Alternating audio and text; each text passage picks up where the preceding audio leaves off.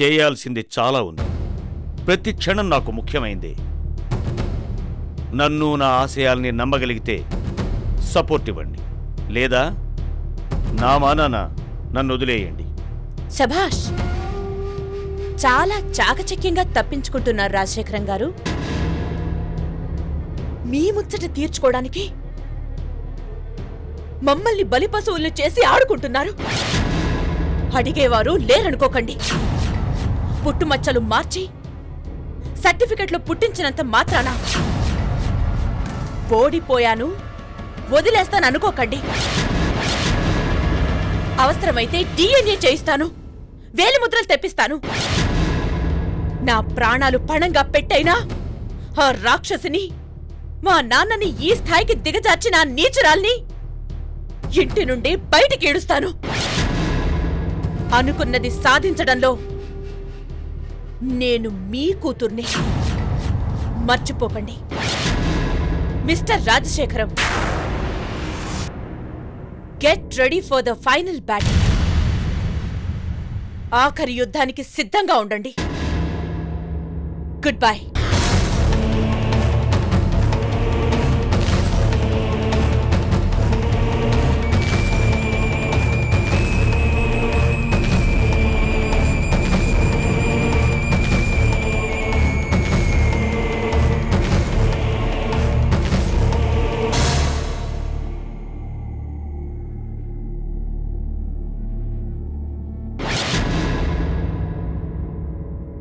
వాడు కావాలి,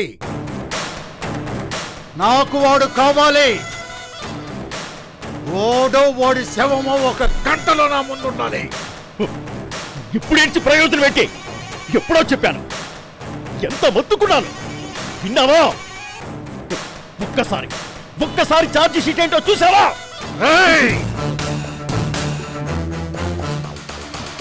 నాకు కావాల్సింది హితబోధ కాదు, తల. ఓ కేపీగడి తల. అలాగే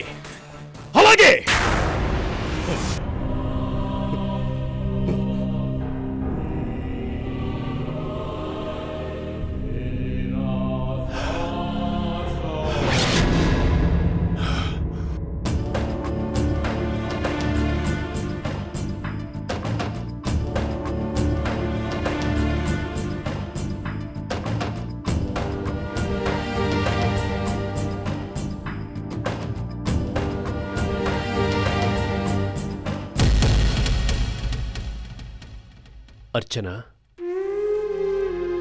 భార్యాభర్తలు గొడవ పడ్డం వేరు, భార్యాభర్తలు అందరి ముందు గొడవ పడ్డం వేరు. అర్చన, గొడవ ఇద్దరి మధ్య ఉంటే ఇద్దరు ఒక్కటవుతారు. అదే గొడవ అందరి మధ్య ఉంటే ఒక్కరు ఇద్దరుగా విడిపోతారు. ఆలోచించు. ఎప్పుడైతే నీ జీవితంలో నాకు ఆల్టర్నేట్ దొరికిందో అప్పుడే నీ భార్యగా నేను ఓడిపోయాను ప్రశాంత్. ఎప్పుడైతే నా బిడ్డకు కాక ఇంకో ఆడదాని బిడ్డకు తండ్రివయ్యావో అప్పుడే మనిషిగా కూడా చనిపోయాను. ఇక్కడుండి భవిష్యత్తును తలుచుకొని బాధపడే కంటే ఎక్కడికైనా వెళ్ళి గతాన్ని తలుచుకొని తృప్తి పడటం మంచిది. నన్ను వెళ్ళని. అర్చన, ప్లీజ్ నన్ను అర్థం చేసుకో అర్చన. అసలు నా ప్రమేయం లేకుండానే నేను తండ్రిగా మారాను. కావచ్చు, కానీ భార్యగా ఇప్పుడు నీ జీవితంలో ఆమె ప్రమేయం ఉందా లేదా?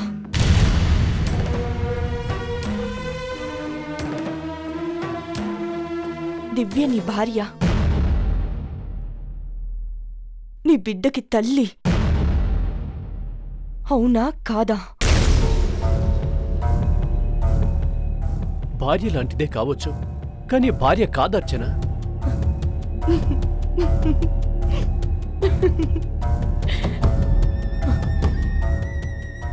మిగతా ఏ బంధాల్లోనైనా ఈ మినహాయింపు ఉంటుందేమో కానీ భార్య భర్తల మధ్య ఉండదు ప్రశాంత్.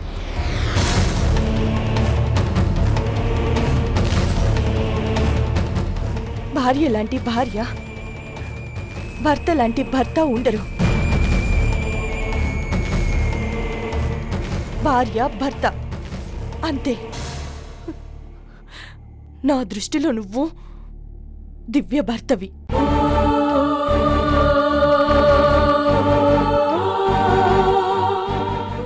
వెళ్ళొద్దు అర్చన, ప్లీజ్. ఇదంతా వాళ్ళు ఆడుతున్న కుట్ర. ఈ విషయం నీకు కూడా తెలుసు. తెలిసి కూడా వాళ్ళు ఆడుతున్న కుట్రకు బలి కావద్దు. మన బంధాన్ని బలి చెయ్యొద్దు. చదువుకున్న దానివి, కొంచెం ఆలోచించర్చన. మీరన్నది నిజమే. ఇది నాటకమే, ఒప్పుకుంటాను. కానీ ముగిసిపోతుందా?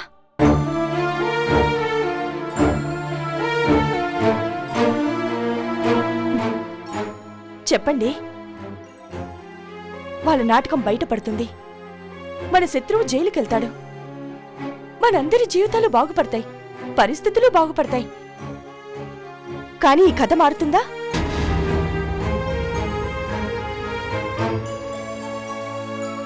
చెప్పండి, మారుతుందా? అంటే చెయ్యని తప్పుకు నన్ను శిక్షిస్తావా? ఒకసారి ఆలోచించర్చనా. తెగాకాది అతికినా పొడిగానే ఉంటుంది తప్ప ముందులా ఉండదు. ఈ ఇంట్లో అలాంటి ఫీలింగ్స్తో నేను బ్రతకలేను. దయచేసి నన్ను ఆపకు. నన్ను కన్విన్స్ చేయడానికి ప్రయత్నించుకో. అర్చన, అర్చన, అర్చన, ప్లీజ్, ప్లీజ్ అర్చన.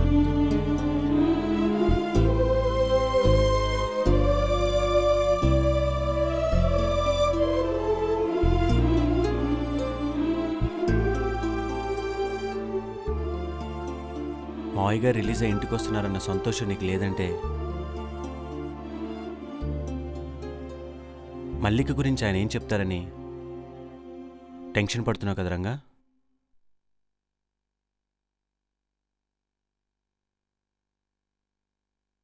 మనం అడగబోయే ప్రశ్నకి ఆయన ఏం చెప్తారో ఆయన నోటితోనే విందాం. వద్దు కిషోర్.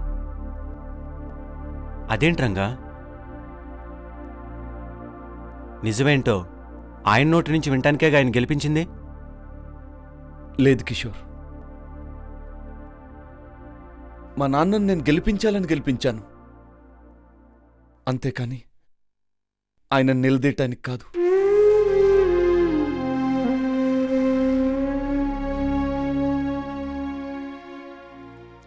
నాకు తెలుసు రంగా, మావయ్య గారంటే నీకెంత ఇష్టం. కానీ ఇప్పుడు మనం ఆయన నిలదీయడం లేదు. నిజం తెలుసుకుందాం అంటున్నాను. ఏ నిజం తెలియకపోవడం వల్ల మన ఫ్యామిలీ మొత్తం అల్లకొల్లాలం అయిపోయిందో ఆ నిజం తెలుసుకుందాం అంటున్నాను. ఇప్పుడు మన ఫ్యామిలీని కాపాడగలిగే శక్తి ఆ నిజానికి మాత్రమే ఉంది. కావచ్చు, అయినా ఆ నిజాన్ని నేను తెలుసుకోవాలనుకోవటం లేదు. ఎందుకో తెలుసా కిషోర్, ఇన్ని రోజులు నేను ఏ గెలుపు కోసమైతే ఎదురు చూశాను, ఇప్పుడు నాకు ఆ గెలుపు దొరికింది. మా నాన్నని నేను గెలిపించాను, కానీ ఆనందం నాకు లేదు. రంగా గెలిచాడన్న ఆనందం ఈ కుటుంబంలో ఏ ఒక్కరికి లేదు.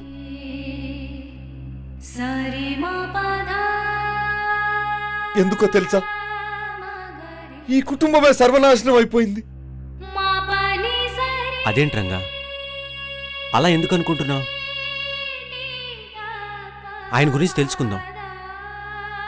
అప్పుడే ఆయన మీద ఉన్న అపార్థాలు పోతాయి.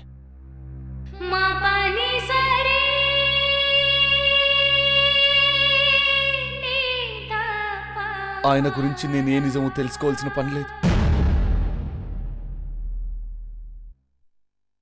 ఆయన తప్పు చేయరని నాకు ఊహ తెలిసినప్పటి నుంచి అనుకుంటూ ఉండేవాణ్ణి.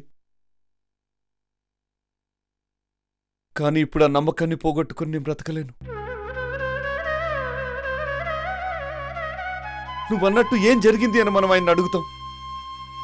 ఇప్పుడు కూడా ఆయన మల్లిక మల్లీశ్వరి వేరు అని చెబితే అది నిజమని నా మనసు ఒప్పుకోలేదు. ఎందుకంటే వాళ్ళిద్దరు ఒకటే కాబట్టి. ఒకవేళ వాళ్ళిద్దరూ ఒకరే అని చెప్పారనుకో, అప్పుడు నా మనసు తట్టుకోలేదు. ఎందుకో తెలుసా? అలాంటి నీచమైన చరిత్ర కలిగిన వ్యక్తిని తీసుకొచ్చి భార్యగా పెట్టుకున్నాడు కాబట్టి. అందుకే ఇప్పుడు ఆయన అడిగి ఆయన స్థానం దిగజార్చడం కన్నా ఎప్పటికీ మా నాన్న మంచివాడనే స్థానంలోనే ఉండని.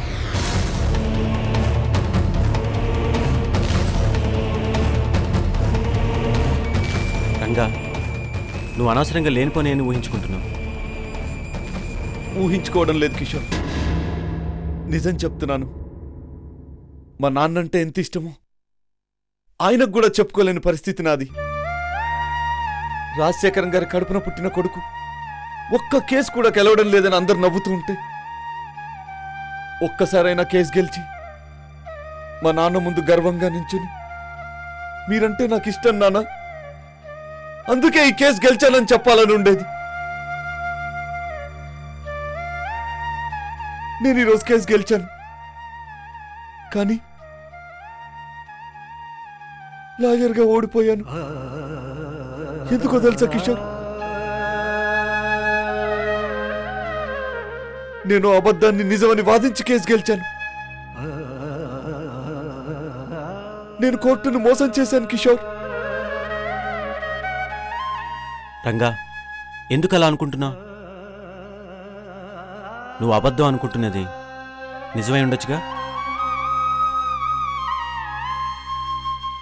నాకు అది నిజం అవ్వాలనుంది, కానీ అలా జరగదు కిషోర్. ఎందుకంటే నేనే స్వయంగా ఎంక్వైరీ చేసి తెలుసుకున్నాను. మన ఇంట్లో ఉన్నది మల్లిక కాదు, మల్లీశ్వరి అని. ఆవిడ ఒక దేశద్రోహి అని.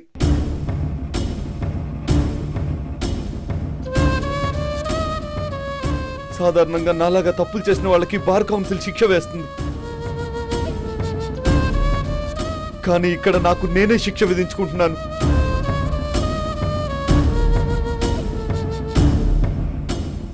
నా జీవితంలో ఇంకెప్పుడు నేను వాదించను.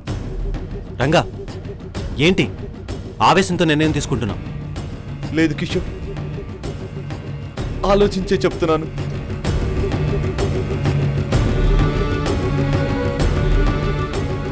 తప్పు చేసి కేసు గెలిచానన్న నిజం నన్ను చిత్రవద చేస్తుంది. ఇంకా దీన్ని భరించే శక్తి నాకు లేదు. అందుకే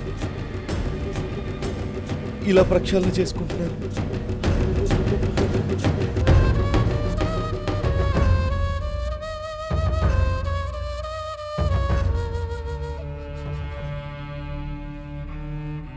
ఇంటికి పెద్ద కొడుకుగా ఇన్ని రోజులు నేనేమీ చేయలేదు నాన్న, కానీ ఇప్పుడు చేశాను. మన ఇంటి పరువును కోర్టులో గెలిపించి మనిషిగా నేను ఓడిపోయాను.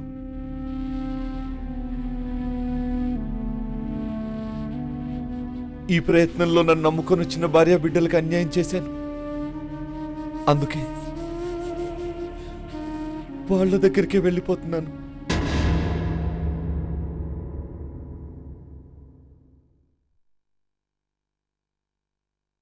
కిషోర్, నువ్వు నాలాగా తప్పు చేయకు. ప్రార్థనకు అన్యాయం చేయకు.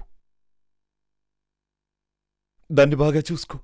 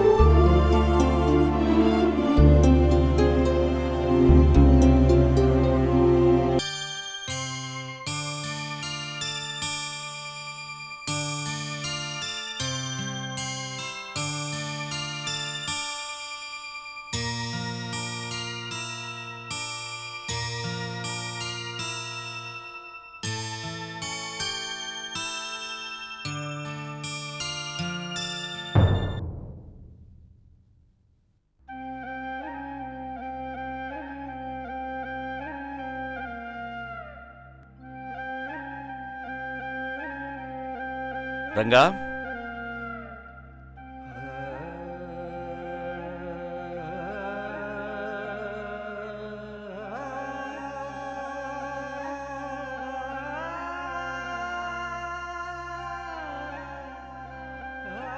ప్రశాంత్,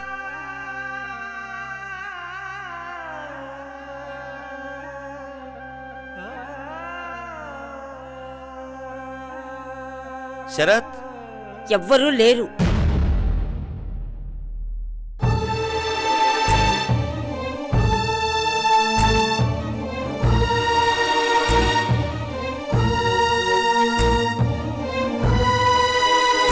ఎవ్వరూ లేరు. నువ్వు పిలుస్తున్న రంగా, ప్రశాంత్, శరత్ ఎవ్వరూ లేరు. అందరూ వెళ్ళిపోయారు.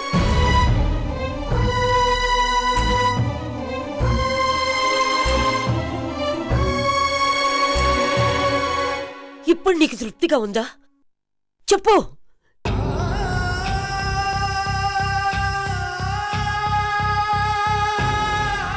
వాళ్లే కాదు, రాగిని, పిల్లలు, అర్చన, పల్లవి ఎవరూ లేరు. శాలిని ఉన్నా లేనట్టే. ఇదిగో ఇప్పుడే నువ్వు వచ్చే ముందే అర్చన కూడా ఇల్లు వదిలి వెళ్ళిపోయింది. నేను ఉండమని ఆపే ప్రయత్నం కూడా చేయలేదు.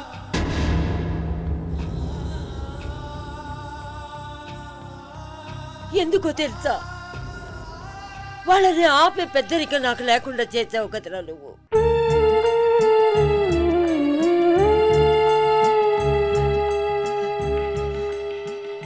ఎలా ఉండేదిరా ఈ ఇల్లు? ఇలా తగలబడ్డానికి కారణం నువ్వు కాదు. ఇలా శ్మశాన్లాగా మారటానికి కారణం నువ్వు కాదు. అమ్మా, నువ్విలా మాట్లాడుతున్నావా? అమ్మనేరా మాట్లాడుతున్నది. ఏ నే అన్న దాంట్లో తప్పేమన్నా ఉందా? ముక్కు ముఖం తెలియని దాన్ని ఇంటికి తీసుకొచ్చి నా భార్య అన్నావు. నా కొడుకు తప్పు చేయడని నమ్మాను. ఇప్పటికీ నమ్ముతూనే ఉన్నాను. కానీ ఆ నమ్మకం ఏం సాధించిందిరా? పోయిన నా ఇంటి ఆనందాన్ని తిరిగి తీసుకొస్తుందా? నా ఇంట్లో నుంచి వెళ్ళిపోయిన వాళ్ళందరినీ తీసుకొస్తుందా? శాలిని ముందులాగా ఇంట్లో ఆడుతూ పాడుతూ నవ్వుతూ సంతోషంగా తిరగలదా?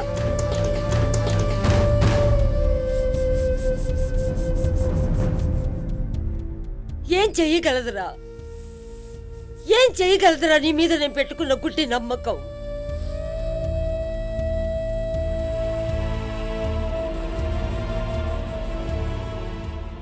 ఒక ఆడదాని కోసం ఇంటిని సర్వనాశనం చేసావు కదరా.